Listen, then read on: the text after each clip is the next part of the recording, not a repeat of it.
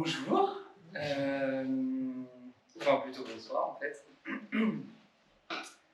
Alors aujourd'hui je vais vous parler non pas que d'API Platform 4, mais surtout d'une approche pragmatique du développement d'API et pourquoi est-ce qu'API Platform c'est aussi une approche pragmatique du développement d'API.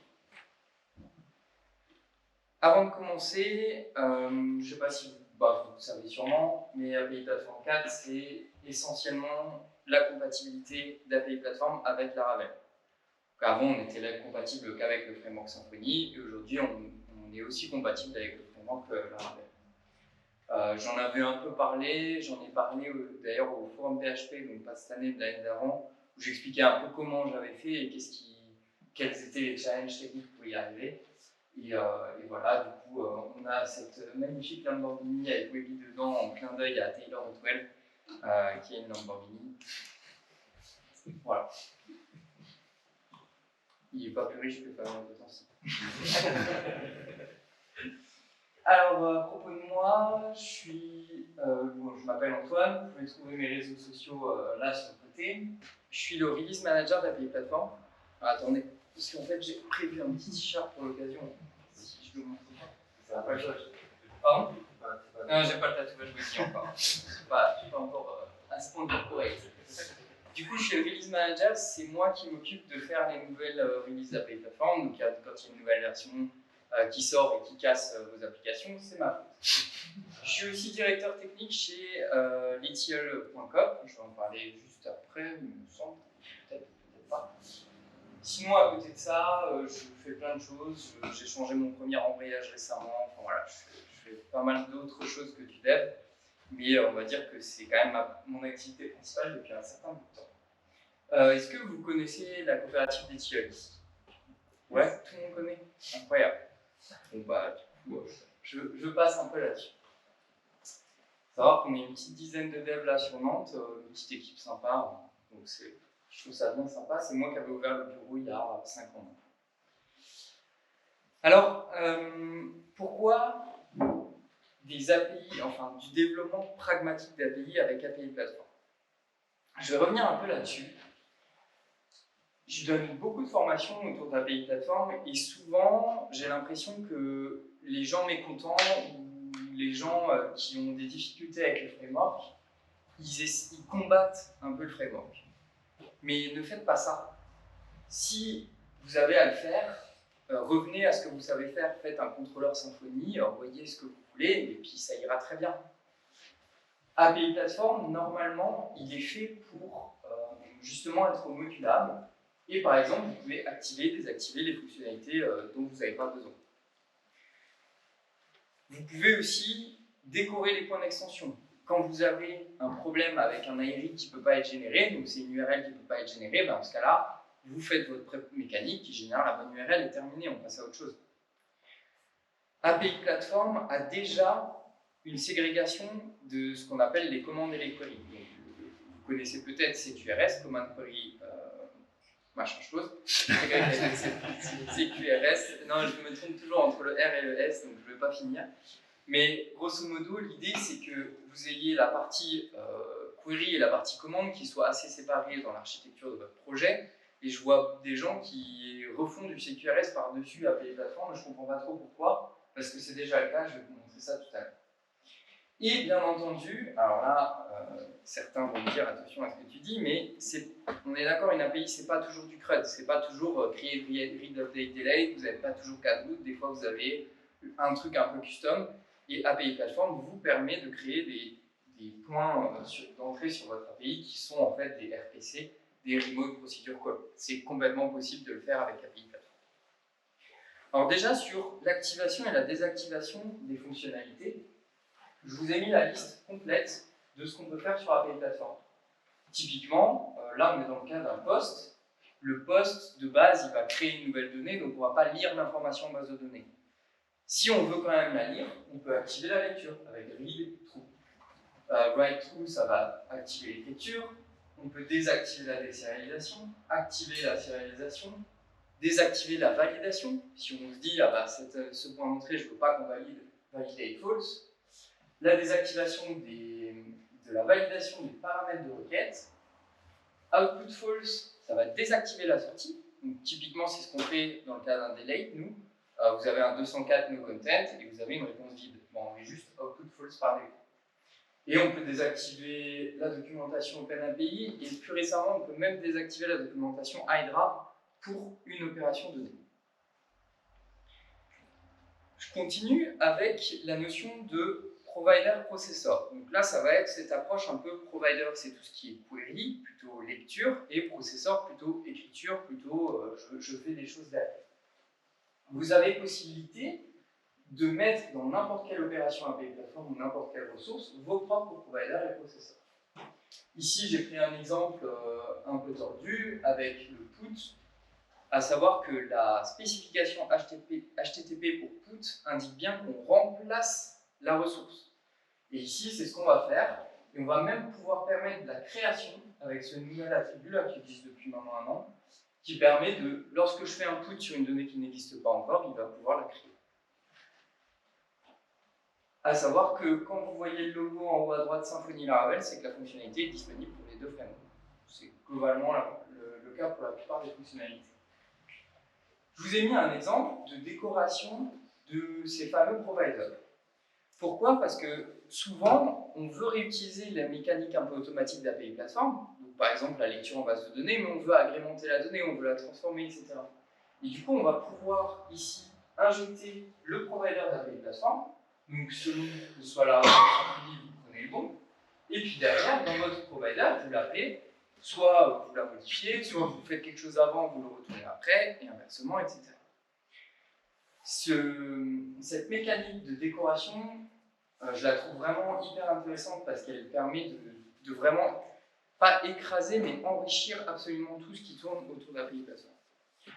On a d'ailleurs fait de nettes améliorations sur la documentation récemment, avec l'ajout de Laravel, et on a aussi documenté beaucoup tout ce qui est extension du cœur d'API Platform, qui se faisait avec des événements avant, et maintenant ça a un peu changé. Donc je vous recommande d'aller refaire un peu. Dans ces providers, vous pouvez faire ce que vous voulez et retourner n'importe quelle source de données.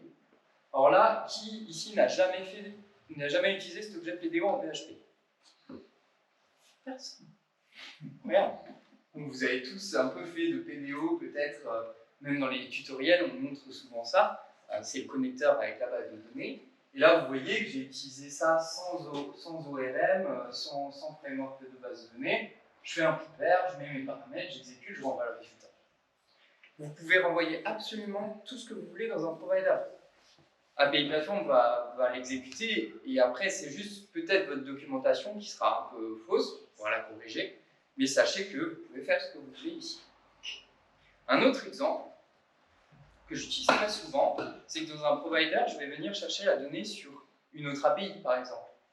Et là, je vais utiliser, donc, bien entendu, n'utilisez pas FileGetContents pour ouvrir un lien, mais c'est pour l'exemple, on va préférer utiliser un vrai client HTTP comme curl, etc. Et là, vous voyez que je fais un JSON des codes d'un fichier JSON qui est disponible sur Internet, et il n'y a pas de problème, ça fonctionne.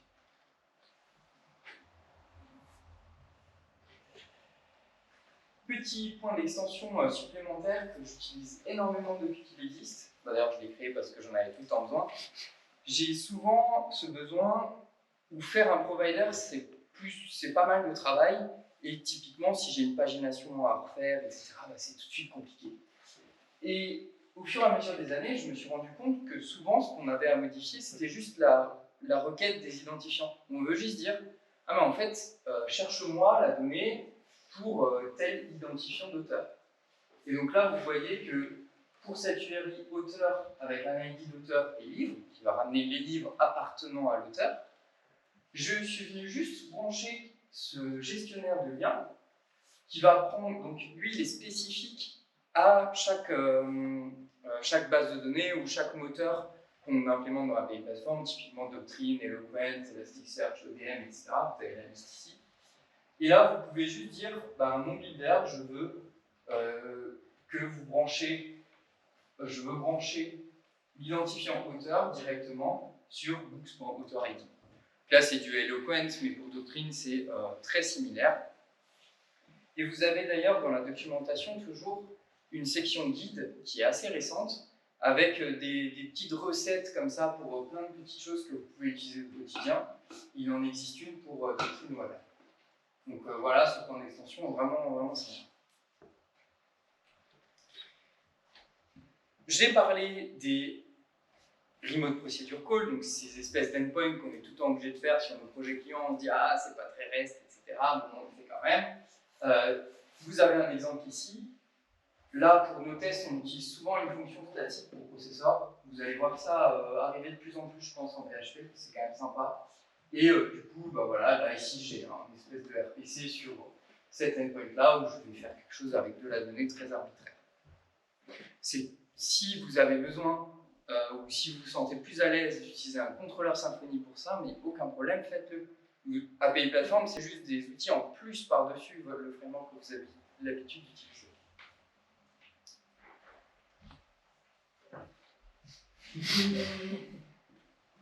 Vous n'êtes pas encore convaincu? Bon, pourquoi utiliser API Platform? Déjà, ça a bientôt 10 ans. C'est orienté ressources, mais comme je l'ai dit, il y a aussi d'autres manières de faire. On implémente, et c'est ça la force d'API Platform, on implémente beaucoup de standards du web. Et je ne sais pas si vous avez déjà mis le nez dans les standards, mais c'est souvent assez rébarbatif. Il faut quand même bien interpréter ce que veulent dire les spécifications, etc. C'est quand même pas facile. Et nous, on a fait le travail pour vous. Et pourquoi c'est important d'utiliser des standards? Parce que ça permet l'interopérabilité derrière. Et ça permet d'enrichir le web de la bonne manière. Et même sur des clients assez fermés, JSON Linked Data par exemple, ou JSON API, vont vous répondre à des questions toutes bêtes comme comment est-ce que je structure ma pagination?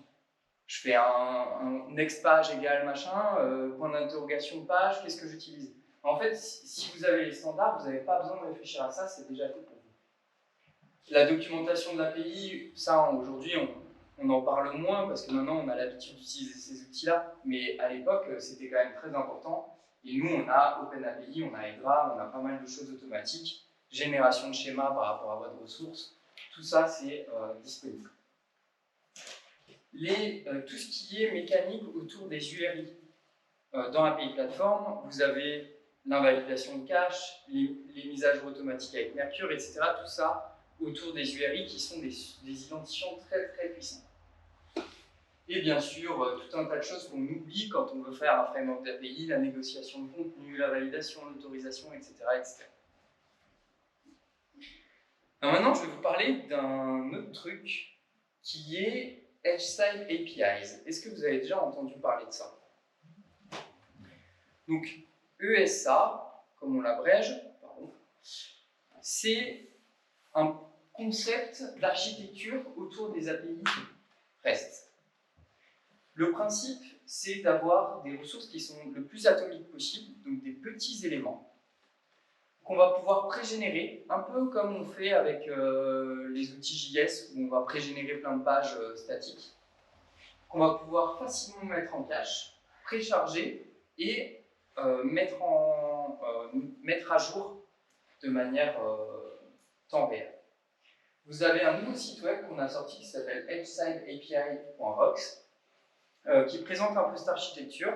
On a écrit un mini white paper, comme on dit, qui explique un peu dans le détail à quoi ça sert. Alors, je vais vous faire une petite démo. Ah, c'est un peu petit, mais je sais pourquoi. Je vais rectifier le tir.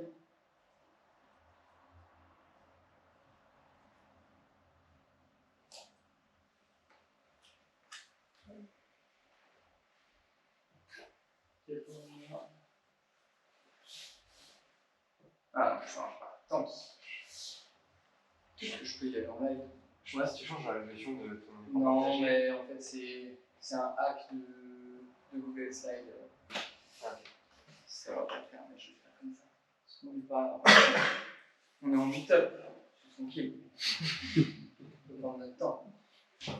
Et c'est pour ça, c'est vrai que.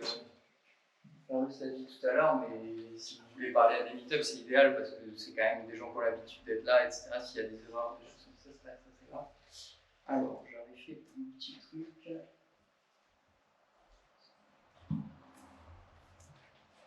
Et comme ça, je vais pouvoir zoomer. Ah, très agréable.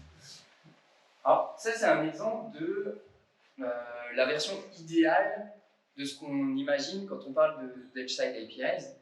Il faut savoir que ce n'est pas toujours possible, mais je vais vous montrer en quoi c'est vraiment très très puissant. Là, vous voyez, vous avez une collection de livres, mais dans cette collection, on a juste des liens. Je vais en ouvrir quelques-uns. Là, à chaque fois, une nouvelle requête est effectuée dans le navigateur. Et vous voyez qu'ici, j'ai l'auteur 8, ici aussi, si je l'ouvre, forcément, la ressource devient disponible dans votre navigateur. Et j'aurais beau faire un fetch là, le deuxième sera déjà en cache. Donc là, si ça ne vous parle pas, ce que je dis, il y a la page de Mozilla Developer Network qui est vraiment bien faite sur le cache HTTP, le cache navigateur, etc. Mais les navigateurs ont un cache privé qui est très très puissant. On peut lui indiquer comment cacher, bien sûr. Et du coup, ici sur ma gauche, je vais avoir toutes mes ressources que je viens d'avoir, notamment celle-là. Et je vais pouvoir dire, bah tiens, en fait, c'est pas Kevin qui a écrit ça, c'est moi. Le mettre à jour, et ici, vous allez avoir, ça s'est fait vraiment en temps réel, mais il faut savoir qu'on est passé par du réseau, on a fait pas mal de choses. L'avantage de ces petites ressources-là, c'est qu'on peut très facilement mettre en cache un auteur. Par contre, c'est beaucoup plus difficile de mettre en cache un livre avec un auteur. Pourquoi? Parce que quand j'invalide mon auteur, et ben en fait, si mes deux livres ils avaient aussi la représentation de cet auteur-là, à un moment il va falloir que je lui dise ah ouais, mais du coup tu dois aussi invalider le cache des livres. Et du coup, de cette manière-là, si on construit les choses, on va avoir des petites ressources, beaucoup de requêtes, mais en fait, vu qu'on a des capacités de mettre en cache qui sont beaucoup plus puissantes, on va s'y retrouver à la fin. Donc c'est un peu l'idée, grosso modo, des Edge-Side APIs, et de revenir à des choses un peu plus pragmatiques, peut-être avec des approches peut-être un peu plus simplistes. Mais voilà. Et ça va même plus loin que ça. Je vais remettre diaporama. Voilà. Donc, en plus de cet outil-là, on a sorti des petits outils en JavaScript. Je suis désolé, je sais qu'on est à la FUP, mais bon, on déroge toujours à la. Et de toute façon, JavaScript, on en fait mis on sport. L'idée, c'est que ces approches-là, si vous dites à votre front-end, OK, tu vas devoir faire une requête pour chaque petite ressource, il va dire ah non, mets-moi du GraphQL s'il te plaît, parce que là, je ne vais pas m'en sortir. Et du coup, on a voulu apporter des outils pour simplifier cette approche-là. Je vous refais l'exemple avec juste mon livre là. Vous voyez que dans ce livre, le lien vers l'auteur, il est fait comme ça. Et là, mon développeur front-end, il dit mince, je dois refaire un fetch, ça m'embête quand même. Bon, alors si on lui fournissait un outil qui irait automatiquement chercher l'auteur lorsqu'on lui demande. C'est-à-dire que plutôt que de faire ce fetch-là, je vais lui dire juste donne-moi le nom de l'auteur. Là, vous voyez, j'ai utilisé le petit point d'interrogation qui est disponible depuis un petit peu de temps maintenant. Et ça, en fait, ça va avoir comme mécanique, grâce à ce petit outil en JS, d'automatiquement aller chercher l'auteur en faisant une requête fetch, etc., pour le front-end. Donc, je trouve cette mécanique assez sympa. Ça a expérimenté, mais c'est assez chaud. Plus dans le détail, un URL pattern, ça implémente un nouveau standard, enfin nouveau entre guillemets, qui n'est pas encore disponible partout. Il faut utiliser un polyfill, mais normalement il devrait être disponible partout dans tous les navigateurs d'ici peu. Et là, on lui dit juste, bah, toutes les URL qui ressemblent à auteur de .id, tu vas me les précharger dès que tu les trouves, et dès que la propriété contient un lien. Deuxième outil qu'on a rajouté, lié à ces Edge-Side APIs, c'est un petit outil de Mercure qui va en fait venir se connecter aux mises à jour en temps réel pour vous. Alors pourquoi on a fait ça? Déjà parce que quand Mercure est branché sur une ressource, normalement vous avez un en-tête link qui dit ici, cette ressource-là, tu peux aller la chercher tout seul grâce à ce lien well-known Mercure. Donc ça, c'est des mécaniques d'autodécouvrabilité qui fonctionnent déjà très bien. Et qui plus est, on voyait que les utilisateurs de Mercure avaient tendance à ouvrir une nouvelle connexion à Mercure pour chaque élément qu'ils voulaient mettre à jour. Et ça, il ne faut pas faire ça. Il faut ouvrir une connexion et lui donner toutes les ressources auxquelles on veut avoir les mises à jour. Et du coup, on a fait ce petit outil-là, donc une ligne de commande qui fait tout ça pour vous. Bon, grosso modo, il y en a pour une petite quarantaine de lignes de code, hein, mais c'est quand même pratique. Si vous ne connaissez pas Mercure, je vous l'ai remis là, allez voir mercure.org. Globalement, je dirais qu'il y a des gens qui confondent un peu les choses, mais c'est un standard avant d'être un logiciel écrit en Go. Donc il y a vraiment un standard Mercure que tout le monde peut implémenter en Node.js. D'ailleurs, il y a une nouvelle implé en PHP qui est sortie la semaine dernière, qui vous permet d'avoir des mises à jour en temps réel par le biais de souscription à des identifiants qui ressemblent à des URL. Donc très très puissant. Là, il y a une nouvelle version qui va sortir, une nouvelle majeure, avec encore plus de mises à jour, encore plus de choses compatibles.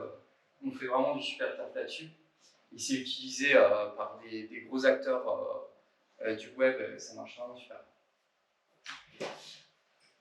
Donc voilà ces deux petits outils, on les met ensemble et on a la démo que je vous ai montrée tout à l'heure. Allez, j'arrête pour JS. Ça suffit.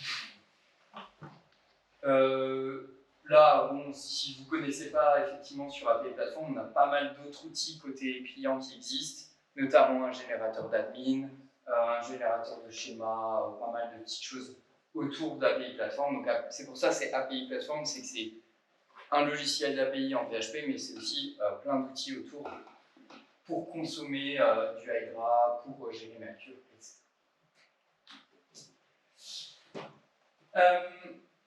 À propos de ces ressources atomiques, je vais vous en reparler un petit peu, parce que c'est vrai qu'on peut se dire, ouais, mais quand j'ai fait mon API, moi, ça ne marchait pas comme ça. Et vous allez voir, je vais vous montrer une technique qui va regrouper derrière une même URL plusieurs ressources, et du coup, qui va permettre d'aller encore plus loin dans ce genre de choses. Et bien entendu, donc, ce qu'on appelle hypermédia, donc ça va être toutes les données enrichies, du type JSON-LD, Hydra, etc. Ça va vraiment être au cœur de ce qu'on imagine autour de ces H-Type APIs. Un exemple, donc, c'est celui que je vous ai un peu donné dans la démo. Normalement, de base, vous avez ça. Vous avez une collection, vous avez tous vos objets dessous et vous n'avez pas ces URL. Donc, pour faire ça sur API Platform, il suffit de spécifier IB-only-true dans le contexte de normalisation et vous allez obtenir juste les URL. Déjà, ça peut être une première approche. Mais ensuite, si je veux représenter tous les auteurs qui appartiennent à un seul livre, là, ça va se compliquer un peu plus. Mais du coup, on vous donne aussi la possibilité de le faire avec API Platform. Pour petit truc essentiel ici, c'est que vous voyez que je suis sur la classe livre, je ne suis pas sur la classe auteur. Et du coup, ce qui est renvoyé par l'URL doit toujours être apposé sur la classe qui lui correspond. Et ici, du coup, je vais faire un peu la même chose. Je vais dire, bah, en fait, je vais juste lister ici la liste des livres qui appartiennent à cet auteur-là, et je vais regrouper les données sous une même URL. Là, ça c'est automatique, hein, ça marche avec Eloquent et Doctrine, où en fait, vous lui spécifiez comment il doit faire la requête avec ses formes de lien. Pour rappel, si ça ne marche pas, ne combattez pas le framework, essayez pas de bidouiller. Utilisez le handling que je vous ai montré tout à l'heure, qui va en fait remplacer cette mécanique-là. Nous, on fait des choses automatiques. Du coup, des fois, on ne peut pas on ne peut pas tout savoir, quoi. Donc, du coup, des fois, ça va vous faire des requêtes à rallonge, c'est pas la peine. Vous allez faire le handling, vous faites le lien vous-même et terminé. Du coup, en faisant ça, j'ai ensuite matérialisé ici la classe auteur. Alors là, on va être sur une propriété, hein. C'est pas un API ressource ici, c'est API property. Et du coup, pour la propriété livre de cette classe auteur, je lui ai dit, ah bah tiens, référence-moi l'URL que j'ai créé tout à l'heure. Et du coup, quand vous allez chercher l'auteur 1, vous allez avoir sa liste de livres comme ça. Et ça va vous éviter de rajouter une collection à l'intérieur de ce jeu de données, qui va être beaucoup plus difficilement cachable, etc., etc. Donc c'est ça qu'on imagine par ressource atomique. Ça va? compliqué après une journée de travail. Alors au-delà de ça, d'ailleurs dans la démo que j'ai montrée, j'avais préchargé des données. Donc en fait, toutes les données étaient déjà arrivées sur le client avant même que je les montre. Mais effectivement, c'est pas facile de le voir, quoi. Et pour ça, on a aussi développé Vulkan qui va vous permettre de simplifier un peu ce préchargement et de dire bah tiens, précharge-moi déjà la liste des livres de l'auteur quand je cherche l'auteur. Ah, j'ai oublié de masquer la slide. Bon, je reviens à API Platform, parce que vous voulez peut-être un peu les nouveautés de la 3.4.4, il n'y a pas que la Ravel, il y a eu d'autres petites choses.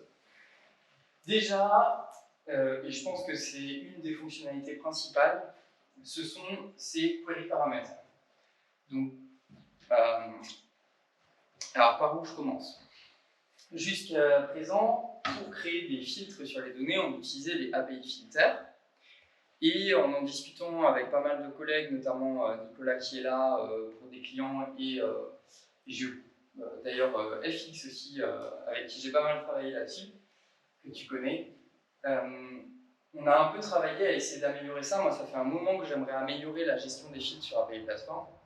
Et on est venu avec cette approche-là, où on va plutôt définir les paramètres de requête qui sont disponibles sur une opération, et ensuite y lier des filtres. Donc là, vous avez des exemples. On a rajouté ce placeholder property qui est très pratique quand vous voulez que le paramètre fonctionne sur toutes les propriétés. C'est une demande qui arrive souvent. Et par exemple, l'order filter, avant, pour changer le mot order, il fallait mettre des paramètres, c'était un peu bizarre. Là, c'est très déclaratif. Vous dites ma clé, c'est sort le nom de la propriété. Et puis si vous voulez order, vous mettez order là, et puis terminé. Avec ces query paramètres, derrière, forcément, ça vous sort la bonne documentation, etc. API filter n'est pas déprécié pour l'instant. Les filtres doctrine resteront toujours les mêmes, etc. On est en train de les rendre compatibles avec cette nouvelle API. Et sinon, les filtres Eloquent marchent que avec ce mécanisme. Pourquoi ces paramètres sont disponibles aussi sur les entêtes, quelque chose qui n'existait pas du tout avant. Donc on peut créer des paramètres d'entête, ça vient un peu de la documentation d'OpenAPI au final. On va avoir une validation de ces paramètres par le biais du schéma qui leur est associé. À savoir qu'avant ça existait aussi, mais c'était un peu fait bizarre. C'est compatible OpenAPI Hydra, et on va enfin pouvoir avoir une meilleure gestion de la composition des filtres. Par exemple, avec ça, on peut très facilement créer des filtres et des filtres ou, on peut décorer les filtres, etc. Et bien sûr, l'aliasing de filter, c'était une fonctionnalité très très demandée. Comment est-ce que je fais un alias pour ce filtre? Je ne veux pas que ce soit le nom de la propriété, je veux que ce soit quelque chose d'autre. Et maintenant, c'est devenu aisé à faire. Pareil, j'ai créé un guide normalement qui montre comment faire. Nouvelle fonctionnalité aussi sur la documentation des erreurs. Donc là, il y a toute une nouvelle mécanique autour des erreurs dans l'API Platform 3.4 déjà. Il y a des guides, pareil, allez les voir, c'est assez compliqué. Mais ça vous permet d'avoir des exceptions qui sont liées à votre domaine métier et du coup de les brancher directement dans l'API Platform. Et là, notamment, on peut maintenant les documenter ici. Donc là, derrière ça, il faut savoir qu'il y a un statut HTTP, il y a une description, etc. Et on va venir les lire pour enrichir votre documentation OpenAPI. Vous avez d'ailleurs ce nouvel attribut error dans le metadata. Et ouais, comme je vous disais, allez lire les guides, c'est ce qui est le plus intéressant. Bien entendu, les erreurs respectent aussi un standard qui est RFC 7007, donc c'est problème JSON. Et qui est aussi largement utilisé, mais encore une fois, si vous faites une API vous-même, c'est des choses auxquelles vous n'avez peut-être pas pensé et qui sont quand même très pratiques. Le support de la Ravel, je ne vais pas trop en revenir dessus. Il faut savoir que l'autorisation et la validation, ça n'a rien à voir avec Symfony, donc c'est des nouvelles options sur les attributs. Et on a toute une documentation qui est liée à la Ravel, qui est d'ailleurs mieux que celle de Symfony, parce que en fait, on a on s'en est rendu compte au fur et à mesure, on s'est dit mais en fait ça marche vraiment bien avec Laravel et il faut qu'on retravaille maintenant notre doc Symfony aussi. Donc n'hésitez pas à tester ça, j'ai passé... franchement on s'est éclaté à faire ça.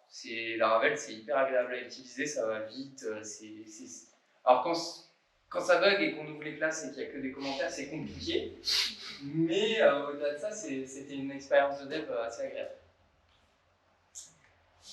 Il y a d'autres choses, hein. Il y a un filtre doctrine sur les enums. On a enfin réparé ce défaut de contexte. Ça existe dans Symfony, c'est une option. Et maintenant, ça passe dans API Platform. Vous avez possibilité de rajouter des entêtes sur vos opérations. Avant, ça n'existait pas. Inflector, c'est devenu un service. C'était une méthode statique qu'on ne pouvait pas décorer. C'était une horreur. Parce que du coup, on est passé de l'inflector de doctrine à suite Symfony. Mais du coup, c'est pas les mêmes règles, il manque des choses. Et c'est ce qui est utilisé pour faire le pluriel sur tous vos liens. Donc n'hésitez pas, hein, si ça bug, vous remplacez ce service.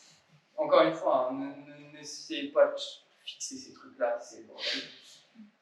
Remplacez, faites ce qui vous va. Quelque chose qui était beaucoup demandé aussi, c'est dans la doc OpenAPI, on vient écraser vos réponses. Et ça pouvait être très embêtant, maintenant vous pouvez le désactiver. Tout est documenté dans le changelog, bien entendu. Alors, dernière section, après j'ai fini. Je ne sais pas trop comment on en est sur l'heure, j'ai perdu mon timer. Pour mettre à jour, vous avez un guide que je maintiens pour chaque version qui vous dit un petit peu comment mettre à jour. Ne vous inquiétez pas, de 7 vers 3, c'est fini. Qui ont bataillé avec ça, ce ne sera plus le cas. L'idée, c'est d'abord, quand vous êtes en API Platform 3, espérons-le, vous mettez à jour vers la 3.4 avec API Platform /core. Ensuite, vous allez avoir des dépréciations que vous essayez de fixer. J'ai un ticket qui est ouvert, il y a une dépréciation qui n'est pas réparable, je vais travailler dessus, mais essayez au maximum. Et une fois que c'est fait, vous allez pouvoir enlever la dépendance vers core et à la place utiliser Symfony et Doctrine ORM, par exemple si vous utilisez Doctrine ORM. En effet, on a complètement scindé API Platform en plein de composants pour que ce soit plus facilement réutilisable. Par exemple, vous pourriez utiliser que API Platform OpenAPI pour utiliser les modèles. Vous pourriez utiliser des petites briques comme ça pour faire votre propre framework ou rendre API Platform compatible avec IDE. C'est comme ça qu'on dit IDE Framework, non? C'est pas la personne? C'est peut-être pas une bonne idée, j'en sais rien. Ensuite, Composer Update, et bien sûr, vous exécutez vos tests pour vérifier que rien ne plante. Quand vous avez fait ça, vous avez du coup API Platform 3.4 avec les composants dont j'ai un petit peu parlé.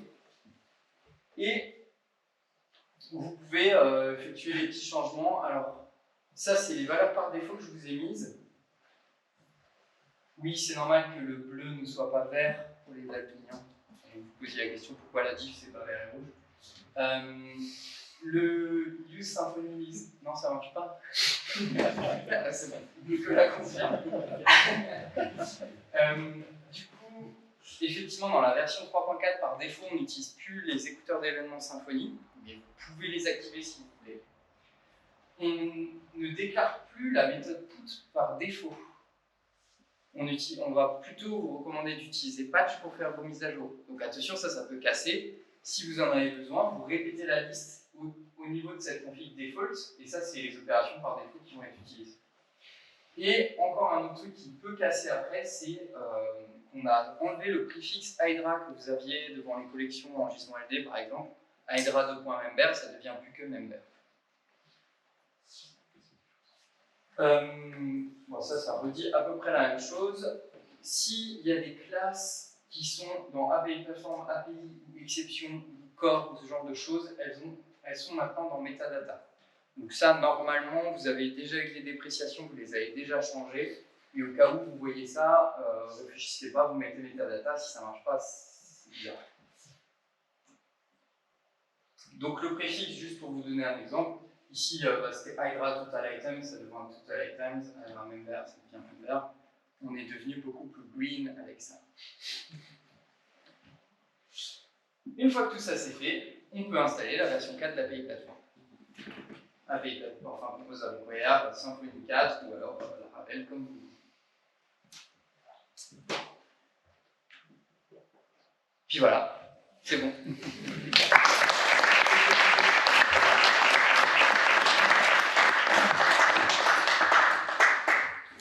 Voilà, n'hésitez pas à ouvrir des tickets si vous avez des problèmes sur API Platform.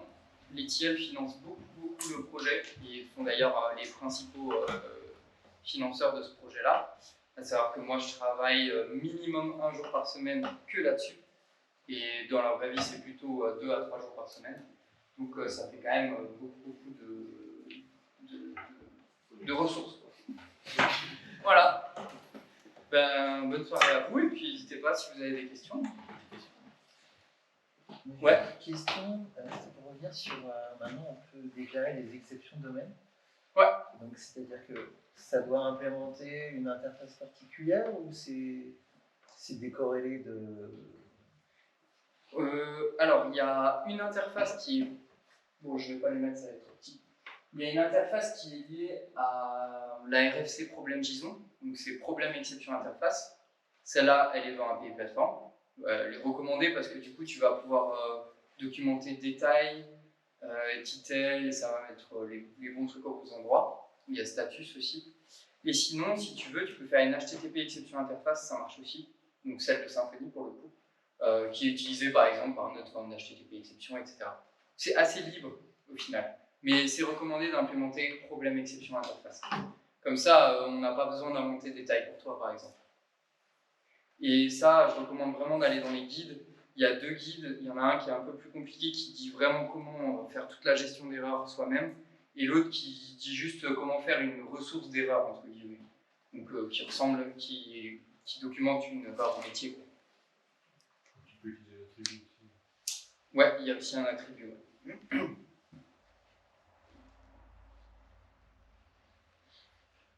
Mais il faut voir le guide, c'est bien. Le guide, c'est bien. D'ailleurs, donc les guides s'exécutent en WebAssembly directement dans votre navigateur pour tester un peu le code. Et j'ai ouvert une PR, la demande de la PHP Foundation, pour qu'on ait les bouts de code qui soient exécutables directement dans la documentation PHP aussi. Donc ça, j'espère que ça sera mergé bientôt, mais en tout cas, c'est chouette de pouvoir utiliser un peu WebAssembly pour ça.